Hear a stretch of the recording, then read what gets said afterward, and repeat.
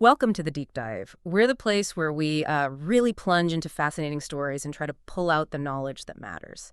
Today, you're not just listening, you're stepping into something almost like a dream. Just imagine for a second. A place where time itself seems to pause. The air, thick with orange and bergamot scents, and fruits glowing like little lanterns. It's quite something. That's where we start today. We're taking a deep dive into the magical garden, Tornge's quest for Narenj. Our mission really is to unpack this tale, go beyond just what happens, look at the imagery, the classic hero's journey elements, and the twists, some surprising twists that make it, well, much more than a simple fairy tale. We want to extract those key insights, help you see not just the events, but why it resonates.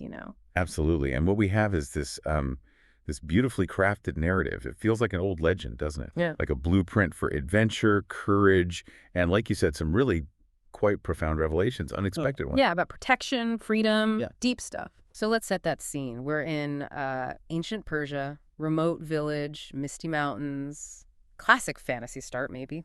But then there's this garden, mysterious, magical. The source paints this picture. Orange bergamot trees, fruits glowing, like you said, like lanterns, heavenly perfume. The narrator even says this garden seemed to rise from the dreams of magic, a place where time stood still. Just transports you. And that sense of almost otherworldly calm is so important right at the beginning. It sets up this space outside normal rules, makes anything seem possible. But places like that, they often hide complexities, don't they? They really do. And in this garden, we meet Narenj. She's described with chestnut hair and emerald eyes like fresh leaves, magical, connected to the garden. Her touch makes trees sway. She talks to enchanted birds. She is the garden's magic, in a way. Then comes Tornj, a simple yet curious boy from the village. He's wandered in looking for some lost treasure. And their meeting is, well, it's charged, isn't it, instantly? Yeah. Tornge is just awestruck. Says, you're like light in this dark forest. Yeah. Sweet, but maybe a bit naive. Maybe. And Narenj's reply is odd, cryptic. This garden holds me, but you shouldn't be here. A warning almost. That hints right there that this paradise might be restrictive. Something else is going on. Exactly. And then, bam, right at this tender moment, their hands touch, and everything shatters. Fierce wind, ground trembles, and Narenj just vanishes.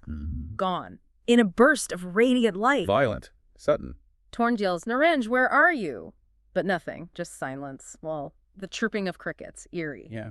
So that immediate shift, wonder to loss, what does that tell you? About these magical places, maybe? Or the start of his journey? Well, it's jarring, isn't it? It shows that beauty can be fragile, or that safe places aren't always safe. It throws Tornge and us right into the deep end. No gentle introduction to the quest. It makes the problem immediate, personal, urgent. Loss is a powerful motivator. Right. No time to think, just react. A really strong call to action. So he's stunned, lost, and then this magical whisper from the trees. Find the 7 magical treasures to free me. Ah, the call to adventure. Clear as day. No ambiguity there. His path is set, whether he knew it 5 minutes ago or not. And that's pure hero's journey structure, isn't it?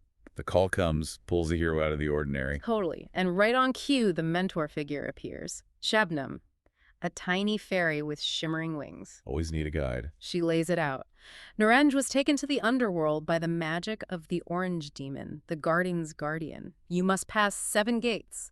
So, okay, underworld demon, 7 gates. This just got serious. Seriously daunting. The orange demon, the garden's guardian.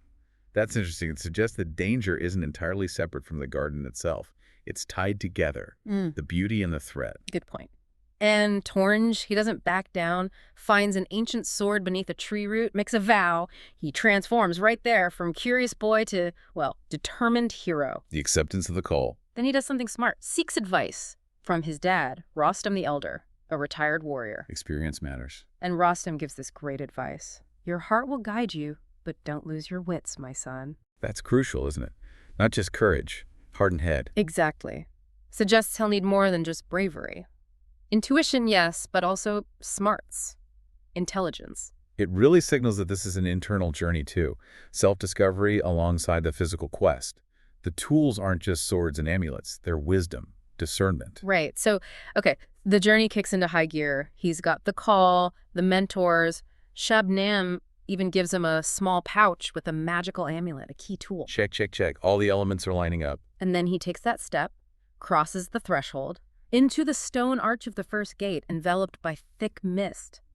That moment, stepping into the unknown. That's huge in these stories, right? Oh, absolutely. Crossing the threshold is, it's the point of no return, symbolically at least. Yeah. He's committing, leaving the familiar world behind for this transformative journey. Stepping into that mist is him saying yes to whatever comes next. And thinking about Rostam's advice, what kind of strength beyond just fighting is he going to need now, stepping into that mist? Well, adaptability for sure, observation. He can't just assume every problem needs the same solution. He needs to figure out the nature of each challenge. Use his tools, the amulet, the sword, maybe just his wits in clever ways. Ingenuity, I think, as much as courage. And we see that immediately, don't we? The first trials really test that. He gets through that first gate into the underworld and bang, first challenge. A magic wolf with gleaming eyes and razor-sharp teeth, fog everywhere. Classic Guardian. His first instinct, sword, swings it, but the wolf just envelops him in mist. Doesn't work. Right. Brute force fails. Then Shabnam yells, "Find the first treasure," so he uses his instinct, maybe the amulet helps, finds a magic ring beneath a stone, touches it, wolf vanishes, gate opens. See? Not fighting harder, but smarter. Finding a hidden power, understanding its use, maybe intuitively. That wolf's missed. Maybe it was illusion, fear, the ring counters it. Wisdom over strength, lesson 1. Okay, lesson learned. Gate 2. A magic spring, poisoned by a blue serpent. Again, not a straight fight. He uses the ring he just found, purifies the spring. And the serpent just leaves, slithers away, defeated by purity, not violence. Then Gate 3. A golden key, guarded by a fiery bird. This time the sword does work. Drives it off, grabs the key. So he's learning when to fight too, Yeah. integrating the skills. He's not just collecting items. He's learning how to use them, when to use them, building a toolkit, both physical and mental, adapting his strategy. And all along, Narenja's voice.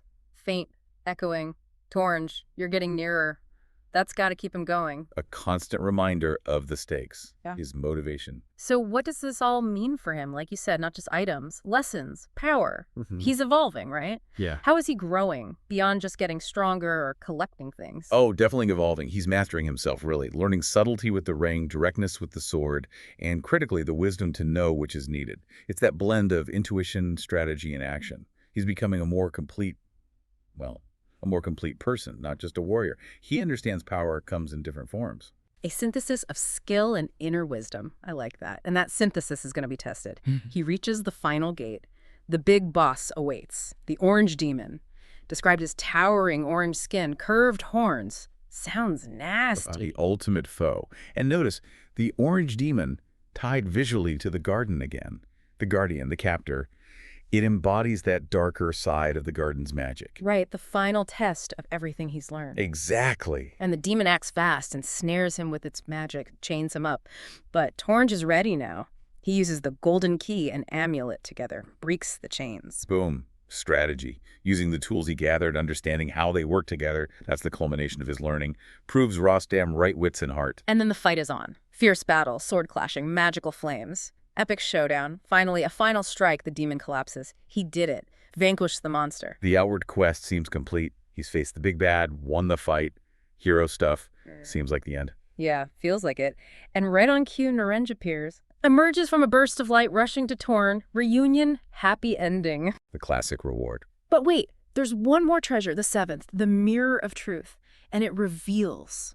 Wow, okay. It reveals the garden itself had imprisoned her to protect her. Whoa. Yeah. The garden. Not the demon, ultimately. The garden was a captor for her own good. That completely flips the script, doesn't it? Totally. It changes everything. Yeah. It wasn't good versus evil, demon versus hero. It was something much more complicated. Protection versus freedom. Love manifesting as control. What does that twist make you think about? It's profound. Like you said, it makes you question everything. This beautiful place, the source of wonder, was also the prison.